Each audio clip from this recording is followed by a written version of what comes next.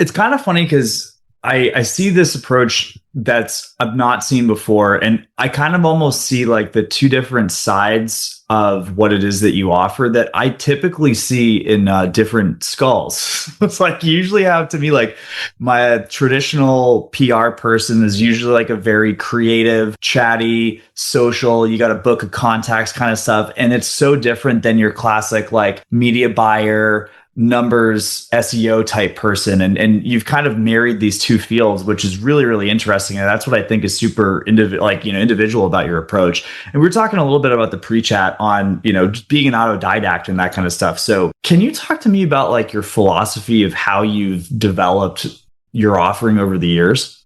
I just don't really see myself as competing with people. And I don't mean that in an arrogant way. I'm kind of an out of the box weirdo. I mean, I do Kundalini awakenings. I float in a float tank. I do heavy amounts of psychedelics. I'm just kind of an out there kind of guy. And so when someone comes to me, I guess the selling point is offering a solution that no one else will. I mean, when we had this pharmaceutical company come to us in the middle of COVID, ironically, they had gone through 4 or 5 agencies who were just mimicking the same strategies over and over. It was like, hey, we got to fix this problem. Let me just do what everyone else is doing. And I like sitting down and coming up with really creative ways. Like, I'll give you an example of something I did for a client, which is really fun, is their competitor had a lot more spend than them. And this is something that a lot of people run into, they're going to spend $500,000 on a media buy and their competitor is spending 1.2. And they're like, okay, how do I get a similar amount of leads? And you honestly can do it. It just comes down to creativity. So what we did is their competitor was running a massive,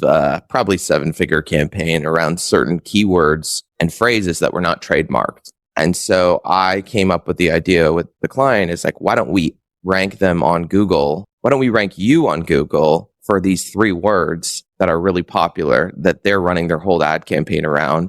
And when people say, hey, what's that company that always says this? And they Google those 3 words, you'll just get all the traffic. So we found that those 3 words were getting a lot of Google searches because people, you're busy. You don't really remember like, what is that tagline, whatever. And it wasn't trademarked. And so we effectively could neutralize their campaign because people were like, hey, what's that company? And then my client would come up number 1 and they were getting all the traffic. This is the kind of stuff I love doing because it's fun to me. It's fun to just come up with cool solutions and see them executed.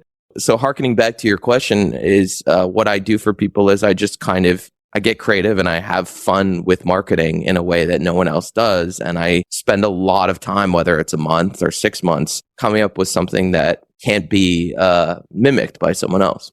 Yeah. Well, it's really interesting. This is a topic that I've talked about on the podcast with other guests and like also like solo things as well too. But I just think it's such a terrible thing in the marketing space that you see a lot of very mechanistic people that are attracted to doing agencies in the first place. And I'm sure you're exposed to the same stuff that like a lot of people are in terms of like these gurus who teach people how to start agencies and stuff. And like you have the situation where you have people that are like, and God, I can't tell you, I don't think this is something you probably like, but it was like, like Russell Brunson's effect on the marketing industry with the whole concept of funnel hacking, I think is genuinely one of the worst things to happen to creativity in this space in the last 100 years. Right. But when you have all these situations where people are copying, it's like, how are you going to get an advantage? Again, it's like you're not doing something fundamentally different. It just becomes a spending contest at the end of the day.